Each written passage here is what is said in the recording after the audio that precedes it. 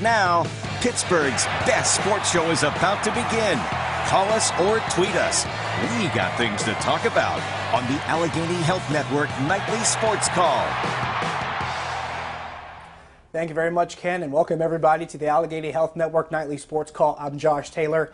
In tonight for Bob Pompiani, Rich Walsh is in Nashville. He is there with the Penguins. They have arrived this afternoon, getting ready for Game 3 of the Stanley Cup Final. That takes place tomorrow night at Bridgestone Arena in Nashville. Really looking forward to seeing what happens in this game. If you had to ask me off the top of my head, what do I expect to see in these next couple games, and I think this is a good goal for the Penguins to shoot for. You obviously want to win both games, but I think if you win one of the two, you probably leave very happy for two reasons. One, you're able to maintain not only your own home ice advantage, but break their opportunity to even the series up at home. And plus, it also brings you back with a chance to clinch in Game 5. So those are really good ways to look at it as far as maybe what you hope for, at least for the Penguins, maybe split one of those two games. But realistically speaking, that would be the thing I would expect, just because, and I've explained this for a couple of different reasons.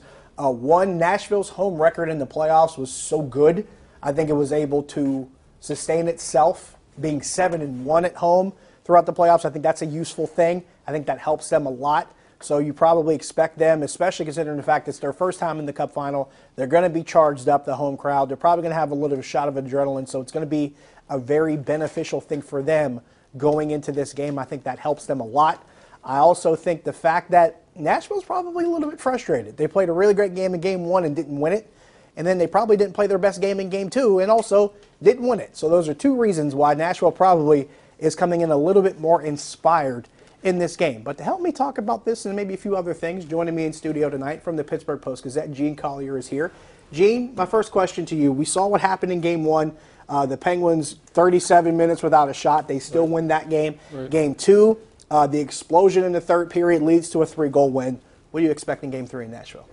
I expect the Predators to come out really hard, really inspired by their home crowd, and be very difficult for the Penguins to handle.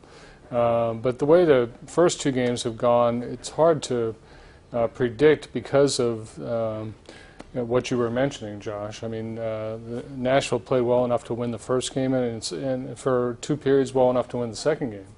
So the team that it appears that the team that is dominating play does not necessarily come out on top in this series. So very hard to predict. But I expect the Penguins will get Nashville's best. That's for sure.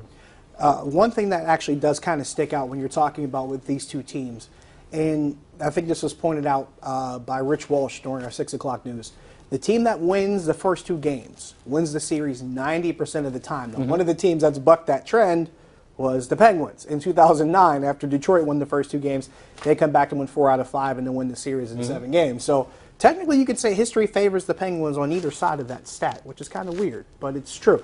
However, looking at this particular matchup with these two teams, and we already talked about what Nashville has as far as the two games coming up here at home, but also what have you seen from Nashville in these first two games that at least gives you the idea that maybe this series isn't as over as we thought it was? Well, I think for long stretches, Nashville has dominated the play. You mentioned the 37-minute period in the first game where the Penguins did not get so much as a shot.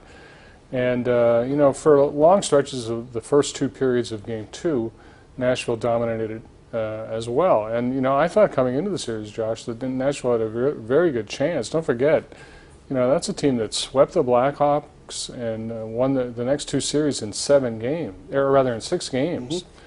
So, I still expect a long series. I picked the Predators in 7. I'm not backing off it. Now, I want to toss this question out too, because this is something you and I discussed. I believe it was going into Friday night. We were talking about the goaltender matchup, and it was probably going to be Matt Murray versus Pekka Rinne. And coming into this series, Pekka Rinne was the best goaltender in the playoffs statistically. He led in wins, he led in save percentage, he led in goals against. He was pretty much the guy, the premier goaltender in the postseason. And the Penguins have made him look like an average dude. He was replaced in Game 2. It looks like he will likely start in Game 3. They haven't really committed to it, but it looks like he will start in Game 3. But if you are Peter Laviolette, why do you still have faith in Pekka Rinne going into Game 3?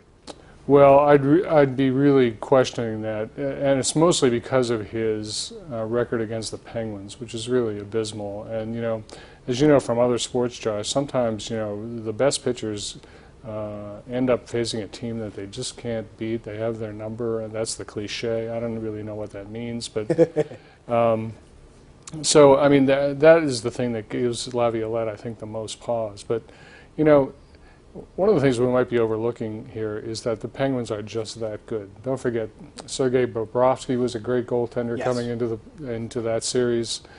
The same with the Capitals goalie Holtby, the best remaining goaltender in the series, and now Rinne, the same thing. And the Penguins have had no problem really with. The Penguins have not had a problem beating the other goaltender, except for Anderson was the best of them, but.